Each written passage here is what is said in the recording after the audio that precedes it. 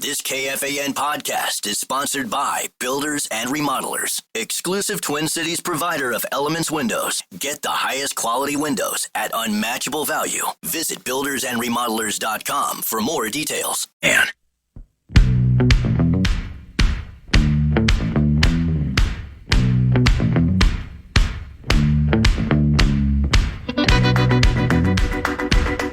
Comedian Kelsey Cook is bringing a night of laughs to the Fitzgerald Theater October 4th. Catch one of two shows, including a special taping. You enter for your chance to win a pair of tickets today at KFAN.com keyword contest. KFAN.com keyword contest.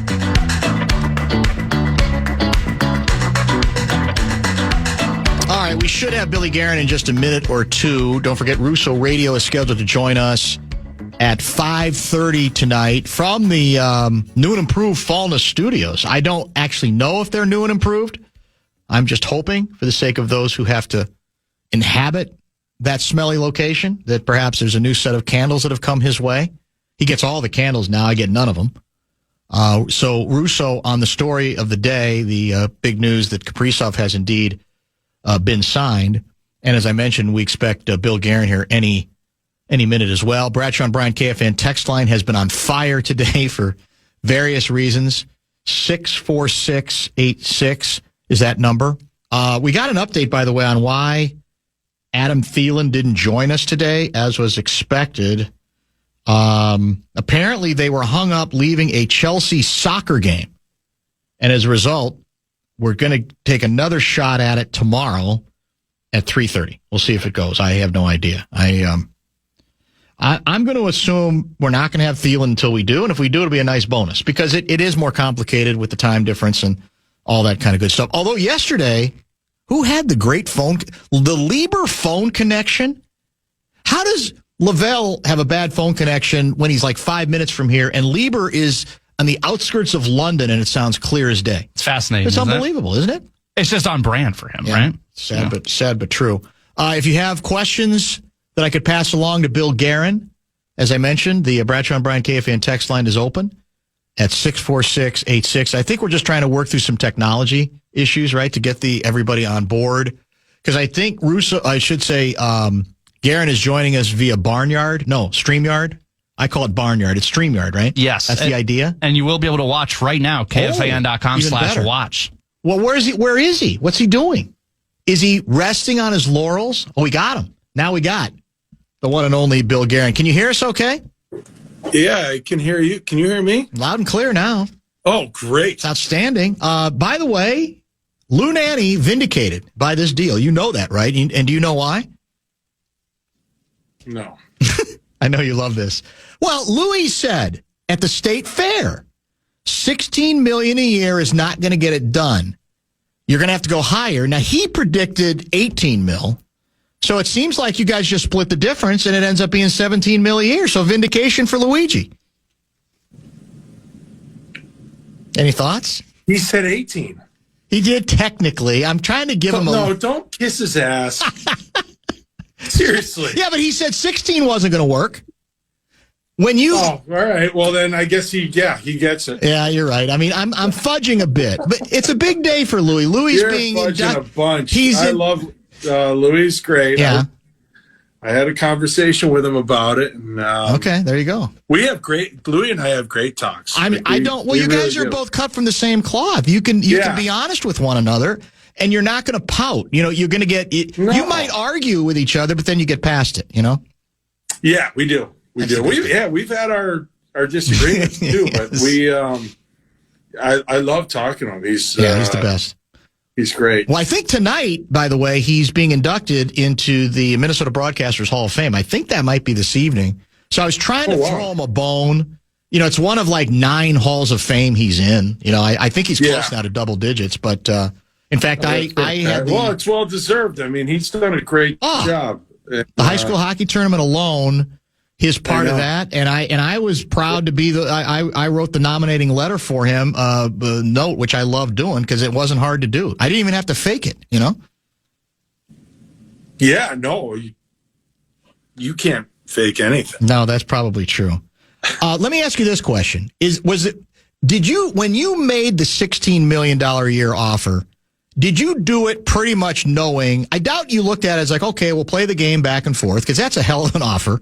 But deep down in your mind, you're going, we probably are going to have to come up, but let's go ahead and get the ball rolling here. What do you think when you look back on this whole process? Yeah, I mean, look at I don't love the game. I don't love all right, we'll start real low, you start real high, we'll bust each other's chops for 6 months. Yeah.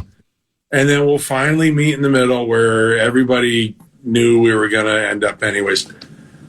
I don't love that game, but I always try to make really fair offers, like close to the number that will get it done. That's just the way I like to operate. But I hoped he would have taken the 16, but you know what? It took a little more, and that's fine. You know what? I like to make deals. I have the ability to say enough's enough. And I also have a good feel of when I need to give a little bit more. So my assumption is this was earlier today you knew, and how does this happen? At the moment of truth. I actually knew last night. Okay. And so let us on now that it went well, I would assume you could get us on the inside a little bit here on, so is it you calling the agent saying, we're going to 17, here's the terms, whatever, and then they immediately say, got it, or it's let's think about it and we'll call you back in an hour? What was the sequence? Yeah, the sequence was that 17 was offered. There was another counter. I didn't accept it, and then we just settled on 17, which I think was a good thing, and we're really happy about it. I mean, I think if you saw some of the other media today, like Kirill's thrilled. He's so happy to be here, to stay in Minnesota, to be part of what we've been building here. That's the important thing. You, I think, can talk more honestly about this now that it's done. Because as you said, you have every reason to be happy about it. Wild fans should be happy about it, although I want to mention later to you some of the texts that I've received, which are kind of interesting today, kind of surprised me. But can you honestly tell us, because I have, and maybe, you know me, I can occasionally go a bit dramatic on the bit. But I said that the level of devastation, if you would have had the dawning of that moment, you and your ownership, that we ain't going to get this done here, and we are going to have to open the door to trading him because you obviously can't let him walk, would have set this franchise back a minimum of 5 years. Is that too dramatic? No, it's not.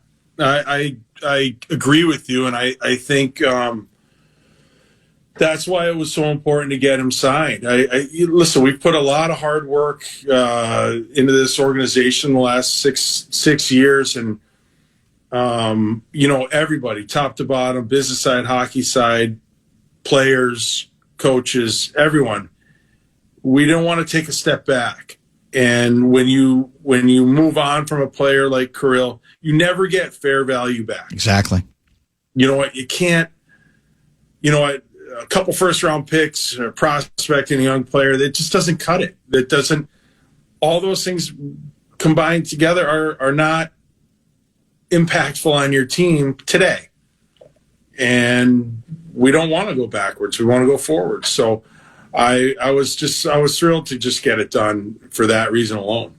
Was there ever any, as the longer this went, the more time we had to fill? And I had this conversation with several people that I actually think, given his age, and even given the injuries a year ago, that the franchise, clearly you had to do what you did, but that the franchise might be better served if his agent goes to you and says, you know what, we're not interested in 8. We want to go 4. We're going to play it kind of halfway. I have faith in my client, and we're just going to kind of play it halfway. That actually, in some ways, 4 years might have served the franchise better. Do you agree? Yeah, no, I see your point, because you get the best years. Yes. of a player, but elite players are the guys that play the longest too. They're the ones. I mean, you look what like guys like Crosby are doing, like what Malkin's done at an older age, what Ovechkin's done. Like, the elite players are the ones that play longest. And, 9 years for Kirill, yeah, there's always risk. There's just always risk. You cannot avoid it. But I don't think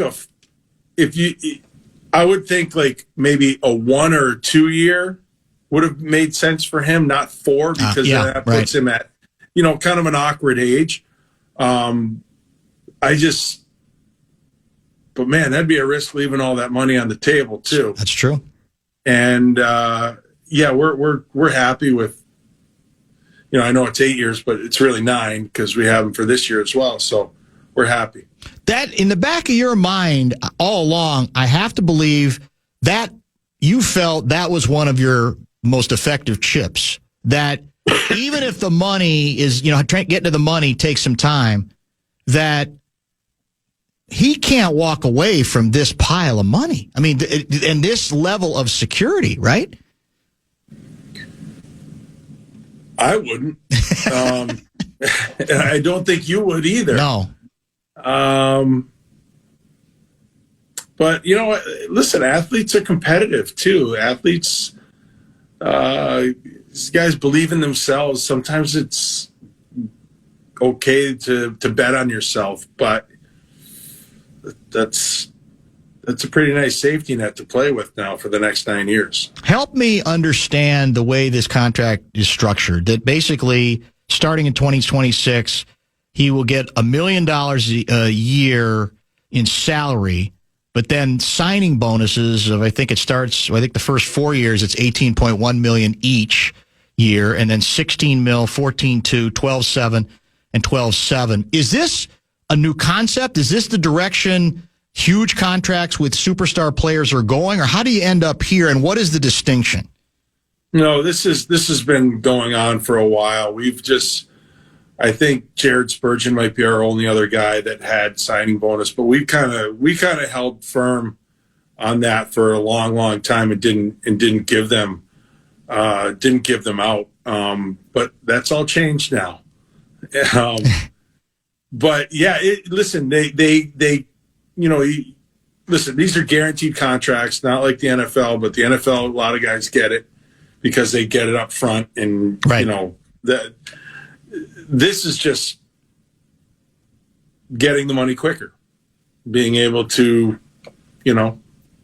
invest it and watch it grow instead of waiting for it. So, those are going to be some nice checks. Yes, they certainly are.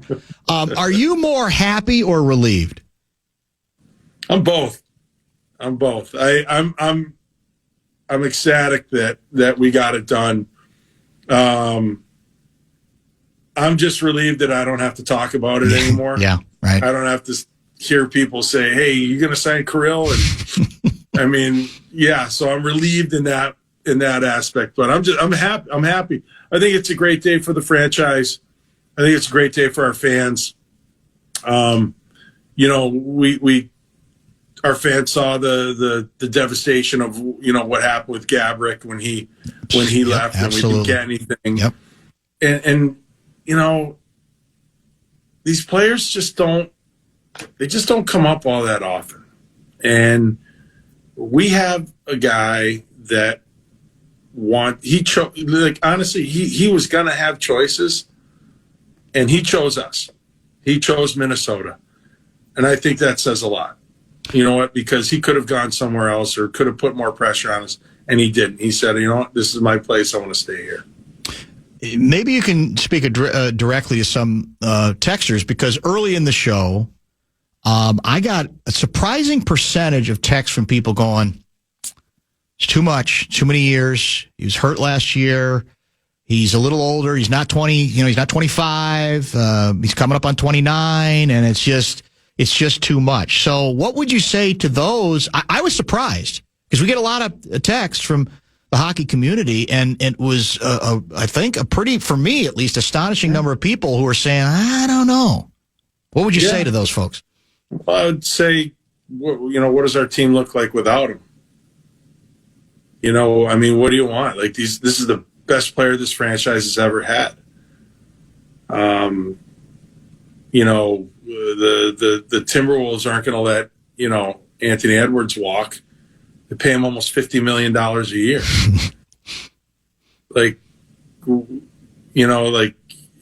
He's our franchise player.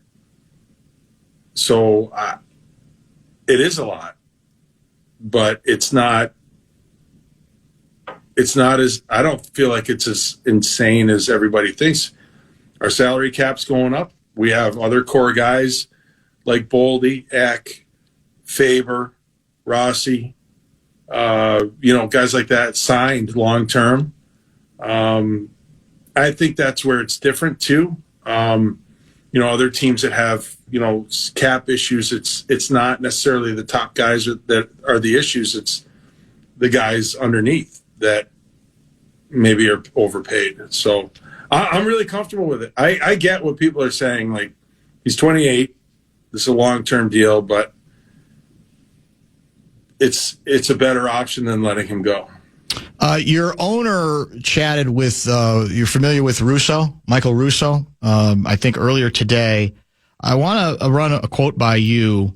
We think that there are players that we're going to be able to get that will complement our team. Are we going to be able to get another A-plus player?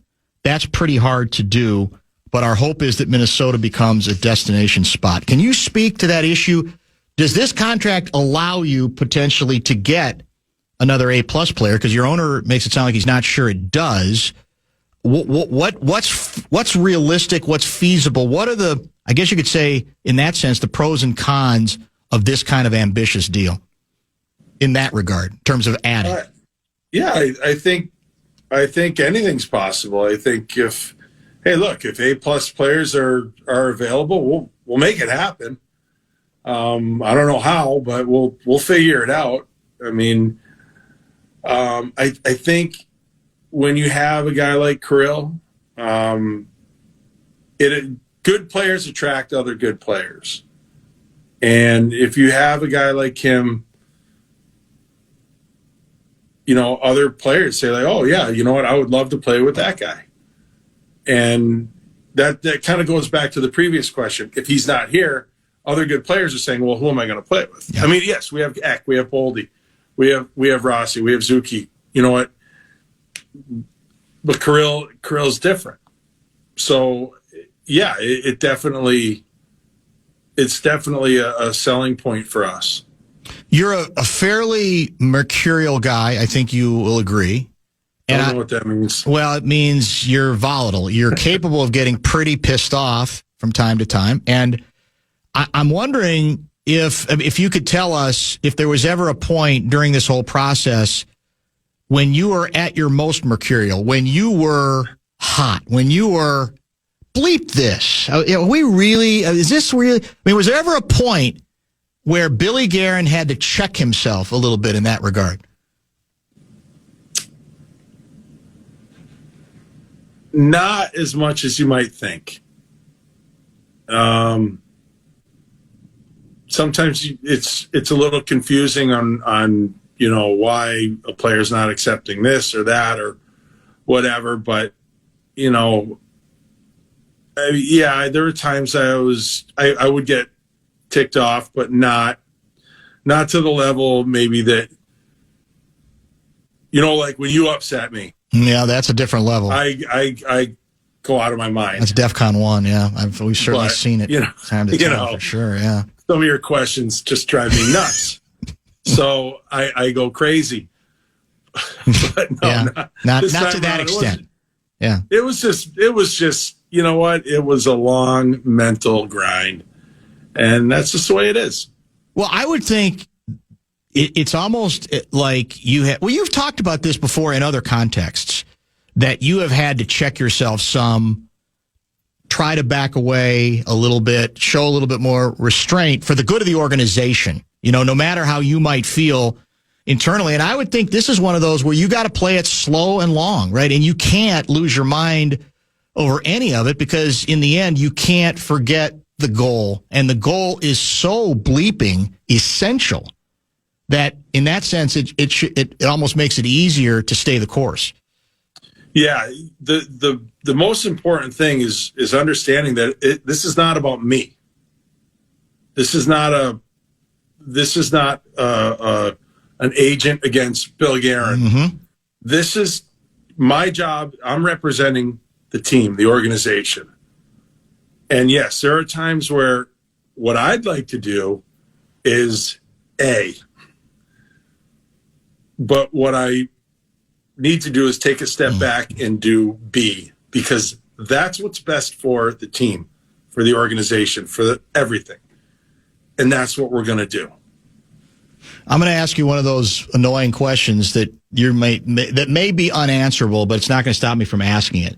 Is there any part of you that believes that if you had not been able to consummate this deal, the most important deal in the history of this franchise, there's no question about that because it involves the best player in the history of this franchise, that it might have cost you your job? No, I don't think so. You know what? Craig and I have a great relationship. He trusts me. We were not going to let him go for nothing. I can promise you that. I don't know. I could be wrong too. By the way, you mentioned Zuccarello. It's worth mentioning at least a little more detail. So out, is it 7 to 8 weeks? Is that what's being reported right now? He's out 7 to 8 weeks. Yeah. How frustrating is that? You know what? I feel bad for Zuki. Listen, we're going to have somebody, make the most of an opportunity. Tarasenko is going to get a look in Zuki's spot on the power play, I think. Ogren's going to be able to jump into an open slot. These are opportunities for other guys, but I feel for Zuki because he's such an important part of our team and competitor, and it's frustrating. But I talked to him today for a while, and he just said, I'd rather play 65 games at 100% than 82 at 70%. So I'm glad he's on the mend, and hopefully he can heal up fine and join us when he can. During this whole process, what's the protocol, or at least the protocol that you adhere to regarding speaking directly to Kirill? That he's our player, and I'll do it whenever I want. During the negotiation process? Yeah, I never negotiate with players. I never try to talk numbers with them. You talk hockey, you talk life, you talk, decision making and things like that. But yeah, he's our assigned player. I can talk to him whenever I want. Sometimes the agents don't like it, but that's too bad. His was fine with it. He didn't mind, and that's just it, But I don't negotiate with them. It's just you just try to talk to them about hockey and other things. You want to keep the lines of communication open. That makes sense to me. So how often did you talk to him during this, let's just say the last 6 weeks? Yeah, I probably talked to him 4 times. Okay. And then there's, you want to keep things as normal as possible also. So, you also don't want to overdo it and not give him room to breathe. It's you don't. Yeah, you just don't want to upset his entire life and daily routine and things like that. Just go on and, try to be as normal as possible. So before as the press conference began, I think you guys were sitting down, and somebody from the Peanut Gallery, one of the media jackals, somebody asked something about his, Kirill excited. And I think you threw in he bleeping better be, which I thought was one of the entertaining moments of the presser even before the presser started. Is he? I mean, He's not a guy who I think tends to articulate great joy all the time, but have you talked to him about that? Is he excited? Do you sense that this is big excited. for him? Yeah, honestly, when we signed his contract and the smile that he had on his face, we were cracking some jokes and his laughter was just, you could tell he was genuinely happy and excited. And, I thought he did a great job in his press conference too. It was, he's got a great sense of humor, but he's happy. What, at his best, at his healthiest, what does Kaprizov represent to this franchise and to the game in terms of what he does on the ice? Oh, wow. Man, a lot. I think, you know what? It's the talent, like the goals and this and that that's all fantastic. He competes so hard each and every night. He takes care of himself. He trains like a madman. He practices hard, and then he shows up for the games and he competes like crazy. He doesn't back down from anybody.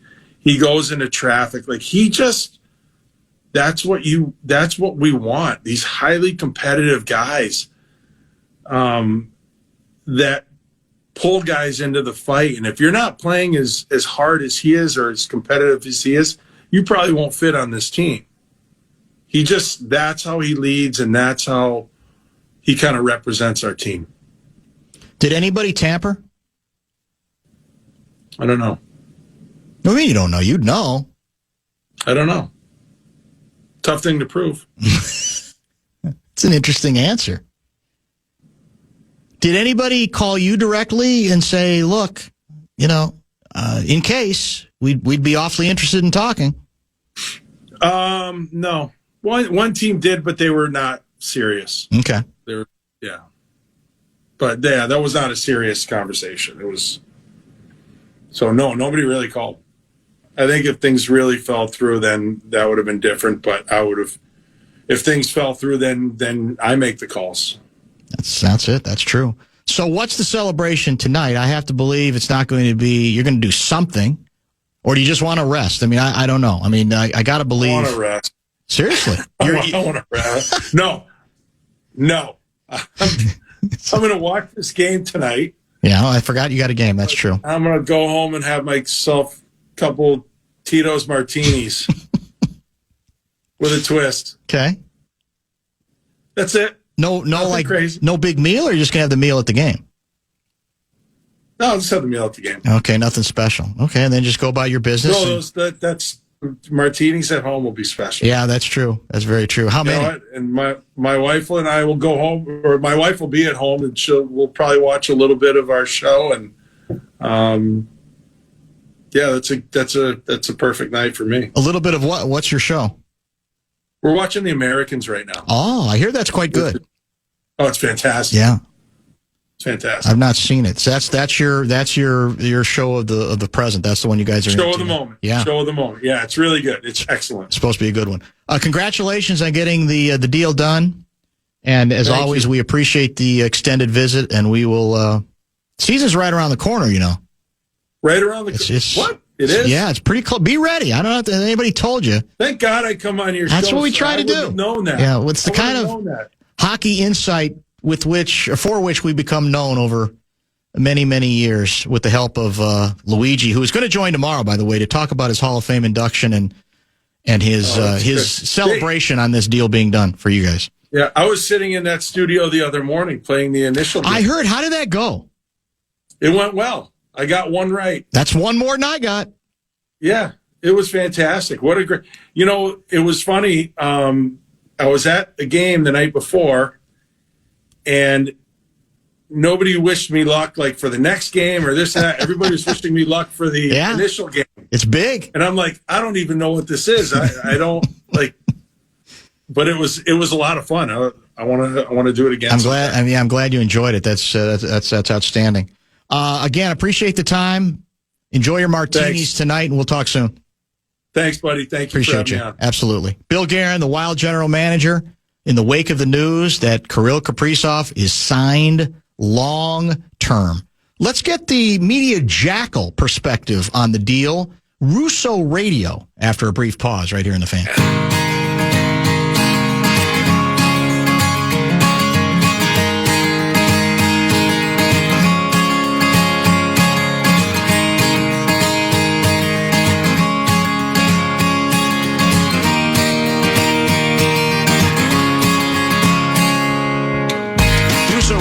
Indeed, back with us from the, I'm hoping, new and improved Fallness Studios. Are they new and improved? Oh, we don't have. Oh, we're doing by phone. Oh, okay. What happened? What happened to the Fallness Studios? Is this you, Russo? Yeah, it's me. We're by phone, but I'm talking into one of his microphones. I guess something got fouled up since last season. So that's great. That's super. Or maybe Brett just screwed it up. Wow, those are shots fired right there. Well, I prefer blaming it on Fallness. So giddy that Kaprizov signed. He spilled something over your board. That's very, very possible. Actually, has Fallness made any improvements to the studio? No, in fact, it reeks in here. He must have also forgotten to buy some candles. Oh my God, that's like, oh my Lord. Yeah, you'd think one of these years he'd have enough pride to say, okay, let's mix it up a little bit and add a little personality to this dungeon. Exactly. But apparently that's too much to ask for. Like, a nice picture of Zach hanging on the wall or something. Yeah, exactly it. All right, so the deal is done. There is a picture of Zach hanging on the wall. Oh, my God. Is there really? Yeah, there is. That's impressive. That's very impressive. Yeah. So what's the most important thing in your mind to take away from this particular deal? Well, they got it done. Clearly what happened here was, all indications were the last couple of weeks that Bill Guerin was not going to negotiate against himself and make another offer. But I think he got permission to do just that from Craig Leopold. I think Craig, understood the importance of not lose. The problem here is, what's the alternative if you lose Kirill Kaprizov? You're starting over your plan. There's no guarantee that any of these guys, or maybe a handful, go to market next summer. There's a ton of talented players entering the final year of your contract, and then you've got to negotiate and try to get those guys. And so if you can't keep your own franchise player, that would not be a great sign for the organization. So I think he gave him permission to make another offer. I think the Wild did that. From talking to people today, I think that there was a counteroffer that was way, way more than the Wild wanted to pay. That's what Billy felt like they were being extremely generous. Yeah, that's what Billy said to us too. He said they countered. Okay, so they countered high, and then so I think you're 100% on that. Yeah, so there's my second source. So now I can actually report that. Even better. Yeah, there you go. I do think that there was a counteroffer that was probably $1 million more than the Wild wanted to pay there, and they felt they were already coming up. And from the very beginning of this, the one thing I think is that the one thing with Bill, and he's always been like this, is he doesn't mess around. Like he doesn't want to do the old low ball, high ball, blah blah blah blah blah, the negotiating game. And I think they went right to their number and were shocked when it wasn't accepted. And I think that really probably, one, ticked the organization off. But as Craig Leopold told me during my interview with him today, it finally gave them a very big worry that they weren't going to be able to get this done. And then how do you handle that? And the one thing that Craig didn't, said is that they never really had an in-depth conversation about, all right, what if they can't get it done? Are we going to have to trade Kirill Kaprizov? But look, I know for a fact that they lived this Marian Gaborik thing. I covered it, and they were not going to let that happen again. Now, you're never going to win that trade. This would have been a real big problem if the Wild had to try to allow Kirill to dictate where he's going to go and then what you're going to get there. But the Wild were going to have to move him. But they never really had that conversation. So I think Craig felt the importance to get this done, gave permission to go to a number where the Wild never thought that they were going to go. And when they went to that number and it was countered, the Wild just then dug its feet in. And Kirill took it. And I give him credit too, because I think there was a lot of worry, like, does he really want to be here? Or are they doing what, I think Paul Theophanis did quite well for his client, and that's just squeeze more money out of the Wild. So they get a really good contract for Kirill. He gets $136 million guaranteed in the bank. And the other thing that I think that we all have to remember is that this is the first time in NHL history that they didn't just announce what the cap was going to be for the next season a few days before free agency. This was unprecedented. So, all of a sudden these agents knew where the cap could be projected to go the next 3 years. But I'm telling you, there's a lot of people that believe that number actually is low. And that even though we think next year is going to be 104 and the following year is 113.5, there's a real belief that number is actually going to go up significantly. So if the Wild, held firm here, who knows what Kirill could have gotten on the open market on July 1. So I think both sides feel very comfortable with this contract. And again, it's what's the alternative if he doesn't sign? I get people are worried about it, and would love to have gone shorter and things like that. But sometimes you have to look. It's kind of the same thing I feel with Philip Gustafsson. Like if the Wild don't sign Gustafsson to a contract, you better hope Wallstedt turns into something incredible this year, because there's really no goalies. It is a barren market on the free agent market for goalies this year. So Gus also that's next up for the Wild to deal with. So, Guerin did confirm a lot of what you just laid out here in terms of the sequencing, as I said, in terms of how it went. And he brought up Gaborik as well. Mm-hmm. And, it's the elephant in the room, even though it goes back a while, that it's as old as sports, the number of times that the player with the team, I should say, with the star player, actually the team that makes the deal, that's trading away the star player, gets anything close to value in return, it almost never happens. And no matter how hard you try or how you work it, it's a few pieces here and there, and it just never feels complete. And I think those two things obviously very much worked in Kaprizov's corner, that the team had knowledge of the history here with Gaborik and also knew you're not going to ever, get what you really believe that player is worth in return if you reach cross that Rubicon to actually consider having to deal him. Absolutely. I mean, trust me, I'm not comparing this player to Kirill Kaprizov, but it reminds me of when Marek Zhidlitsky wanted out of Minnesota. He had a full no trade. He gave the Wild one team, New Jersey, and the Wild got, could not get really anything of substance back in that type of trade. And here Kirill would have controlled the process. So those teams have the hammer.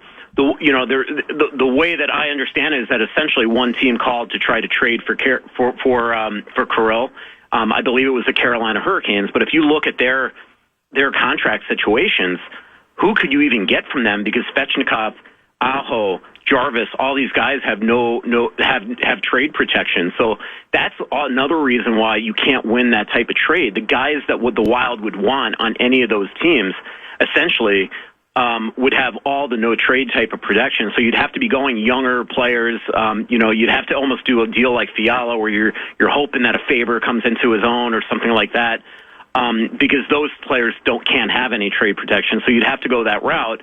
But again, if Kirill's picking his spot, let's just say Kirill wanted to play in Montreal, and that was the only team he wanted to play in. I'm just making this up. Right. The Wild could ask for Demidov all they want, or somebody like that, or Lane Hudson all they want. But the reality is that Kent Hughes, the Montreal GM, also knows that they've got no other choice but to trade him to us, so we're not going to give you this future star. So the Wild, that would have been an absolute, I think, disaster if the Wild had ever gotten to that point. And I think the Wild realized that, because I think they realized that if they were not going to negotiate against themselves, quote unquote, and start upping their offer here, the danger was now you're going into the season and you are really hoping that Kirill just comes to his senses and says, you know what, I just watched Alexander Barkov tear his ACL and MCL the other day. I don't want to leave $128 million or whatever it is on the table, and that he's going to instruct his agent to come to you. But if that doesn't happen, now the season starts. You do risk injury if you're Kirill Kaprizov. If you're the Wild now, you risk, if you get off to a poor start, what that's going to do to Kirill's thinking of winning here. So this was the best case scenario. It's obviously way more money because it's a groundbreaking deal than I think Wild fans or a lot of Wild fans maybe want to stomach right now. But look, the cap is going to continue to rise. I talked to Craig Leopold today. They still think that they could get a big fish. It might be hard for them to go out and get a superstar, but look, there are going to be players next summer that are available. The other thing is that, look, the Wild have a lot of young kids in their farm system. They can't all play here in Minnesota. It's absolutely impossible numbers-wise. So you start using them as currency, and maybe instead of going out in free agency next summer, you're going out and trying to make a big trade at the trade deadline or next summer or things like that. But if you don't have Kirill Kaprizov in the hole on this team, you're not convincing free agents to come here, most likely. And, it's again, in a league where you got to get guys to waive no trades and things like that to come here, maybe at the deadline, you might not be able to get one of them to agree to come here. But now what Craig Leopold is hoping is that this puts them on the landscape where now what Minnesota should be is a destination. They have one of the most, top 5, 6 winners, whatever you want to say, in the NHL in the fold for the next 9 years. And now you're saying, hey, guys, come to win here. We're going to commit to you. This team will always be a cap team. Craig has pretty much guaranteed that. So, I think it is a really good day for the organization. We'll see now, 4, 5, 6 years from now, what it does do, as we saw in the Parise and Suter days, is now it does put the onus on Bill Guerin to make sure in the early part of this window with Kirill that you really turn this team into a true contender. All right, we got to squeeze in a quick break. Russo Radio with us. We'll get part 2 with him in just a minute when we continue here on The Fan.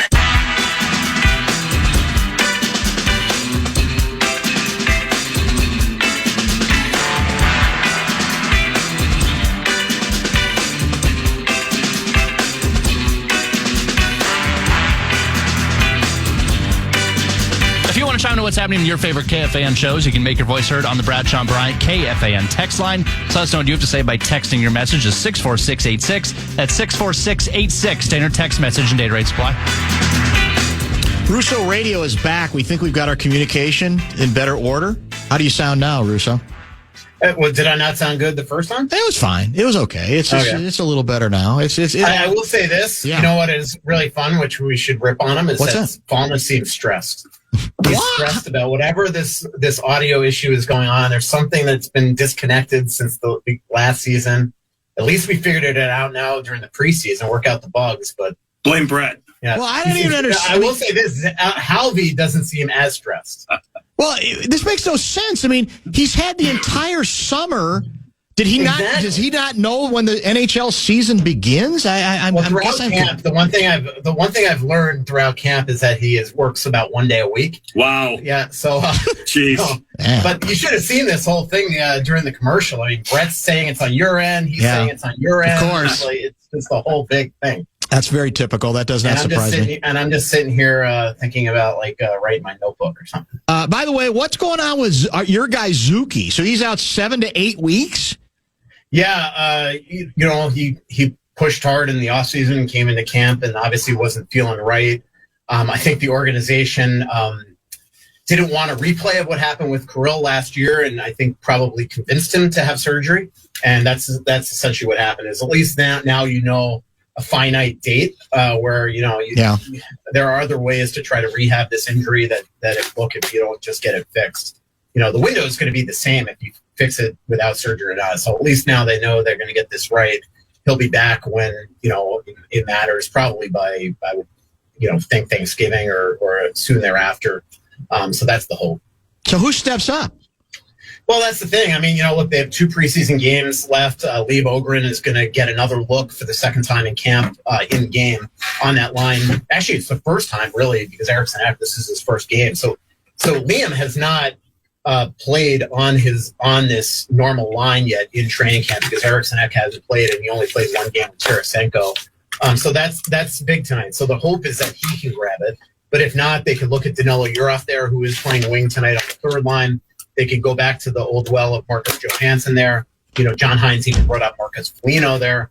Hunter Haight, he brought up a lot of names today. So the hope is that one of these kids can grab it and show that they've earned that spot rather than, Marcus Johansson maybe going back to the old well. Russo, can I interrupt you long enough? Is there any chance that you could ask Fallness to stop stapling whatever he's stapling? Because we hear every staple for the last 5 minutes. It's unbelievable. It was 2 staples. It's like when I was at the LaPanta household doing a podcast the other day, and I finally said to Margo, I'm like, you gotta not cook dinner during the podcast. I can hear the faucet, the sizzling of the oil and all this stuff. we're trying to run I'll just hold my breath. operation. I'll just sit here and hold my breath while you guys have your conversation. Just go over here, light a candle. All right, I'm going to face the wall. Can I be blunt? I think the signal was better the first segment.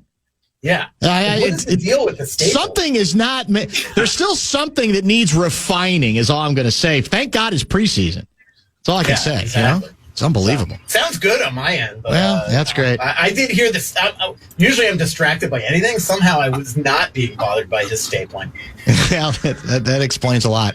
All right, so now, by the way, Wallace Caprice is freaking out right now. Like, this is the most stressed and really aggravated I've ever seen him. Well, he should He's be not even, like, normally we just kid with him.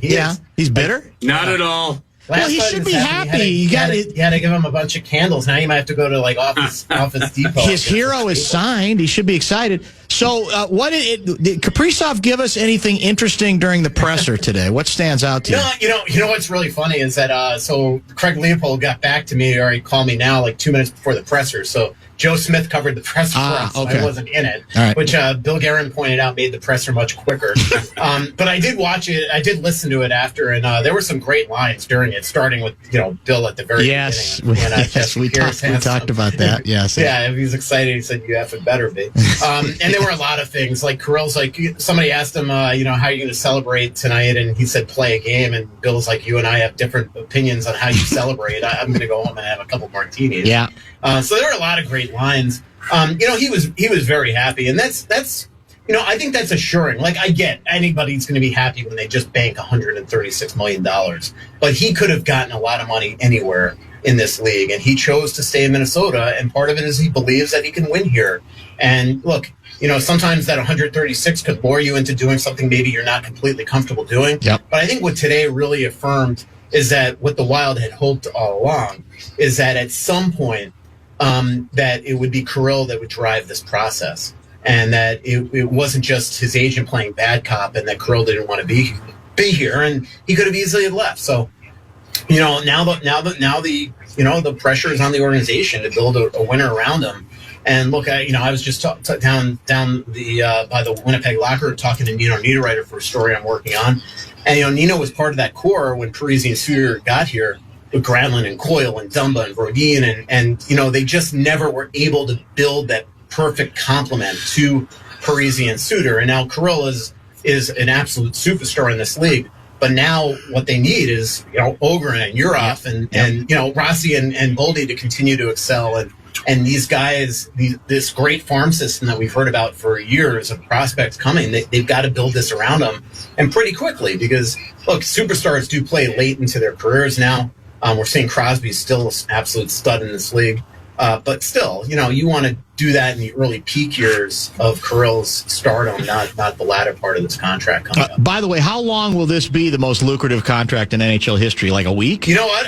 I actually think it's going to be I think he is going to be the highest paid player in the National Hockey League next year, unless Connor McDavid goes to market. Okay. So I think Connor is actually... And I know this is going to make Wild fans, but remember, it's going to be if Connor resigns in Edmonton, it's going to be a shorter term than Kirill Kaprizov, definitely. Right. And probably because of that, it's going to come in lower, and also because he wants to make sure that during that window that Edmonton continues to have a chance to win. So I actually think, and to me, Kyle Connor, Jack Eichel, Adrian Kempe, Martin Necas, or Teddy Panarin, they're not going to come in at 17. So I actually think there's a really good chance that Kirill will be the highest paid player in the National Hockey League next year, unless Connor goes to market, and then somebody will obviously, supersede that. But in actual salary, I think Kirill is definitely going to be the highest paid player in the league next year, because he's making 19.1 in salary next year, and I think even if Connor's AAV was over that, I bet you that he's going to come in money-wise under it. So we'll see. Good work today. We'll be in touch as always. Thanks, Russo. Yep, see ya. Appreciate you. Russo Radio from the Cave, the Fallness studio, where, man, you guys got a lot of work to do to get that sound quality. If you're in a studio, it's supposed to sound like a studio, for God's sake. It sounded like a cave. I'm all confused. But that's, as I said, what the preseason is for. But now we got to ramp it up. We got Kaprizov signed forever. Time to be big time. That's the whole idea. Let's come back with a couple of final thoughts. We're out a little early today for Vikings programming leading into Minnesota Wild preseason hockey right here in the Fan. It's the Bumper to Bumper Show Wrap. Outstanding roster of guests today. We especially want to thank Adam. We didn't get Adam Thielen today. We hope to get him tomorrow, despite the best laid plans for this afternoon. Dateline London. So that's part of tomorrow's festivities. Johnny Athletic has gracefully stepped aside the last 2 days to give all of the attention necessary to the hockey community. A lot of people think Johnny's anti-hockey, but look how selfless he was. He didn't pout. He said, let hockey spread its wings on today's show. And so he's going to join us tomorrow. I don't know. Kessler's still on vacation. We're hoping that he will be meeting with the Pontiff tomorrow when he chats, if we chat with him. That'd be great radio if that were to take place. Well, I texted Guardsy at the start of the show, and I said, do you have an official statement to the rumors that you took off today because of the impending hockey talk that was on the way? And he said, it's no coincidence that Johnny was also pushed to tomorrow. There it is. It all comes together. The truth cannot be controversial. The truth cannot be controversial.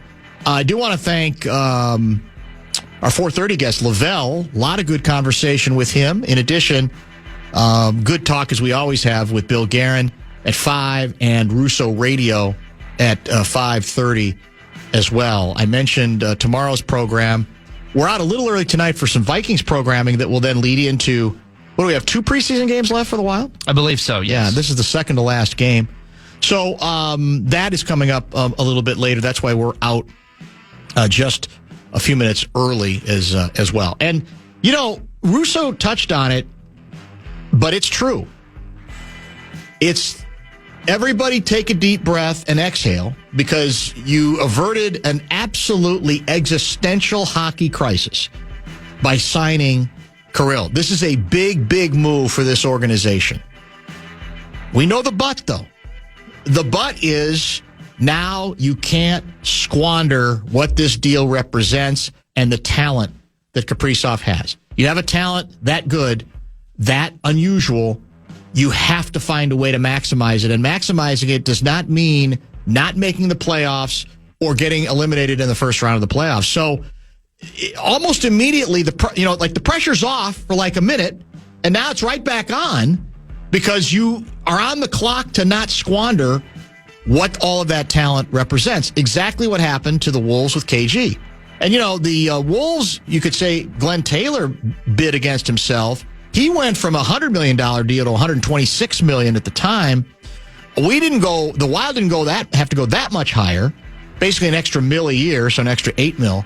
But that's the rub. That's the other side of this thing, is that you can celebrate the act of getting this thing done and finding a way to get it done, but now you have to make sure that you don't look back in 3-4 years and go, what did we get out of it?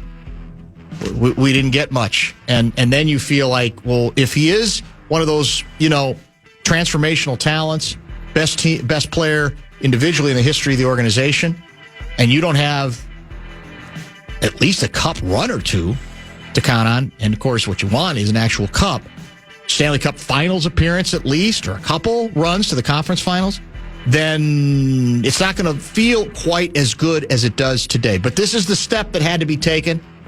Bill Guerin did not disagree with my notion that if they did not get this thing done, the Wild, the franchise would have been set back a minimum of 5 years. I firmly believe that is indeed the case. So we'll see how it goes. And it doesn't help that your guy's Zuccarello is already out, right? 7-8 weeks. That's not good. But we'll see where this thing goes from there. We had a lot of texts early. We did spend some time on the Nafisa Collier meltdown, just eviscerating the commissioner of the WNBA, who tried to respond by somewhat taking the high road. Got a lot of interesting byplay, shall we say, during that's a portion of the program from a lot of Lynx fans who are in denial. They want to make everything about the officiating when that's a piece of this conversation, and it's an ongoing piece of probably the future health of this league. But the oversimplification on that story, not to mention the desire to just sort of ignore the implosion of the best team in basketball, the odds-on favorite to win the thing, again, not even getting to the WNBA Finals, kind of embarrassing to me. But maybe emblematic of the level of intensity that is starting to grow for this team. But that part, that chapter in Minnesota Lynx history, despite unbelievable success, unprecedented success over the course of its history, should not be ignored. In fact, I would argue that you build that kind of standard, you don't run from it at a convenient moment and simply try to make it all about the officiating as well. And it sounds like there was some accountability offered up from Cheryl Reeve, suggesting that the Game 2 loss was basically a coach's loss. That does not necessarily explain the boorish behavior that was right out of the Robert Montgomery Knight playbook as well. So you're going to watch the hockey tonight, listen to the hockey tonight, or go to the what used to be called the X? I'm going to be on my way to the X. You're intoxicated. Yeah. You're feeling it, aren't you? Let's go. You've never been more excited about a preseason hockey game, have you? Never. The era of Minnesota Wild hockey starts now. Thanks for helping us out. Appreciate you. Guardsy, I think, should be back tomorrow, and we'll talk to you beginning at 3. Whenever you want me, I'll be there. Whenever you need me. Frustrating. But you know what?